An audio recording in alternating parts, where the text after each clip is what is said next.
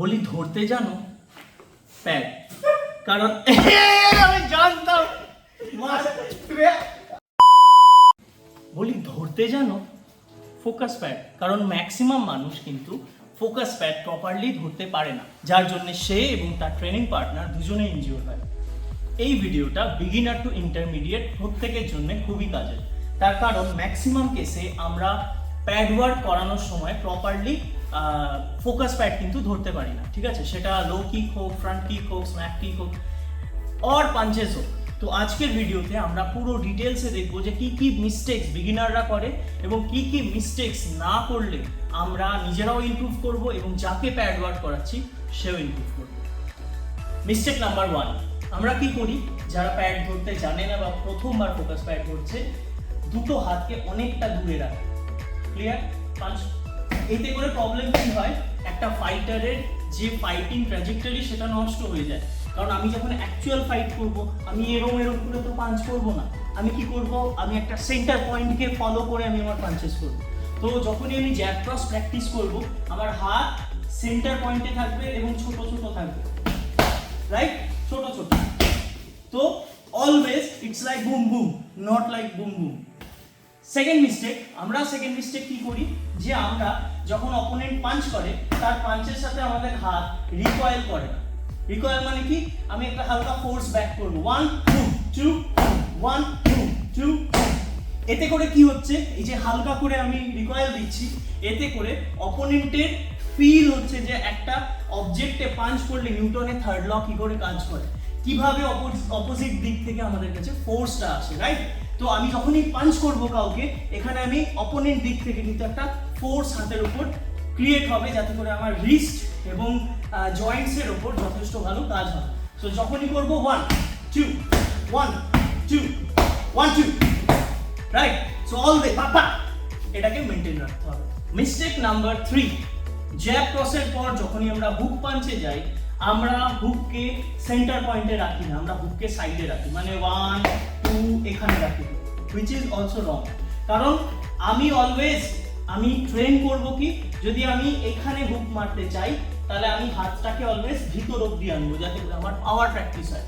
তাহলে আমি কি করব, হুককে অপোনেন্টের নোজ বরাবর দেবো, 1 2 3। অলওয়েজ আমি কি করব, নোজ বরাবর দেব, যাতে করে আমার এটা ক্লিয়ার হয়। Same as rare hand centre point, rare hand centre point. এবার আমি যদি কম্বো করি, লেটস সে 1 4 করছি, সো 1 4 1 4, ক্লিয়ার? সো পাপা পাপা ছোট ছোট থাকবে নাকি বড় বড়। তো মিস্টেক নাম্বার 4, আপার কাট কিভাবে ধরি আমরা এইভাবে ধরি। এগেন রং। আমাকে এবার আপার কাটে কি করতে হবে, আমাকে চিন লেভেলের নিচে, মানে চেস্টের একটু উপরে, এইখানে হবে আপার কাটের জায়গা। কারণ এগেন আমি বলছি, আমার যে রিয়েল টার্গেট এরিয়া যদি চিন হয়, চিন যদি এখানে থাকে, তাহলে আমার প্যাডটা থাকবে এখানে, যাতে এটাকে ফোর্স করে আমি অত দূর অব্দি নিয়ে যেতে পারি। তো আমি যখনই আপার কাট ধরবো, আমি এখানে ধরবো, রাইট? অ্যান্ড এরই সাথে আমি একটা রিকয়েল দেবো, মনে থাকবে? তাহলে আমি যখনই ধরবো 1 2 3, আমি চেষ্টা করব দিস চিনের নিচে থাকবে, ওকে? বডি শট, যদি আমি বডি শট মারাতে যাই, আমি কি করব, আমি আমার একটা প্যাডের উপর একটা প্যাড দিয়ে নেব এবং আমি এই সাইডে ধরব। এন্ড অপোনেন্ট যখন মারবে আমি ব্রিথ আউট করব, আদারওয়াইজ আমিও চোট হতে পারি, রাইট? সো চেঞ্জ, ওকে? এমন ভাবে মারতে হবে যেন মাইক পড়ে যায়। নাও নেক্সট আমরা শিখবো কিভাবে আমরা স্লিপে রিঅ্যাক্ট করতে পারি। তো আমার অপোনেন্ট, মানে আমি যাকে প্র্যাকটিস করাচ্ছি, আমি এই হাতটা এখান থেকে স্ট্রেট থ্রো করবো, যাতে করে ও স্লিপ করতে পারে, রাইট? এখানে আমি যদি এই হাতটা থ্রো করি, স্ট্রেট থ্রো করবো। এবার আমরা যদি জ্যাব ক্রস স্লিপ করি, তাহলে এটা কেমন হবে, 1 2 slip, right? 1 2 slip, 1 2 slip. Always আমি হাতকে থ্রো করবো লাইক এ পাঞ্চ, যেরকম ভাবে রিয়েল একটা পাঞ্চ আসে সেইভাবেই আমরা থ্রো করব। এবার এই জিনিসটাকে আমরা আরো কিভাবে ইন্টারেস্টিং করতে পারি, যে আমরা জ্যাব ক্রসের সাথে যে কোনো হ্যান্ড আমরা থ্রো করতে পারি, ঠিক আছে? শুরুতে স্লো থ্রো করব, আমি আমার অপোনেন্টকে সেটাকে ইন্টারসেপ্ট করার চান্স দেব। রেডি? চলো 1 2 3 1 2 3, রাইট? তো এতে করে কি হবে, আমার অপোনেন্ট কনফিউজ হবে যে দুটো পাঞ্চ মারার পর রাইট স্লিপ করবো কি লেফট স্লিপ করবো। এভাবে আমরা আমাদের খুব ভালোভাবে ইনটিউশনকে ট্রেন করতে পারবো। সো এতক্ষণ ধরে আমরা যেটা শিখলাম সেটা অলমোস্ট বক্সিং স্টাইলে ছিল, এবং আশা করি যদি ডিটেলসগুলোতে তোমরা মন দাও তাহলে কিন্তু তোমরা খুব ভালো করে ইমপ্রুভ করে নিতে পারবে।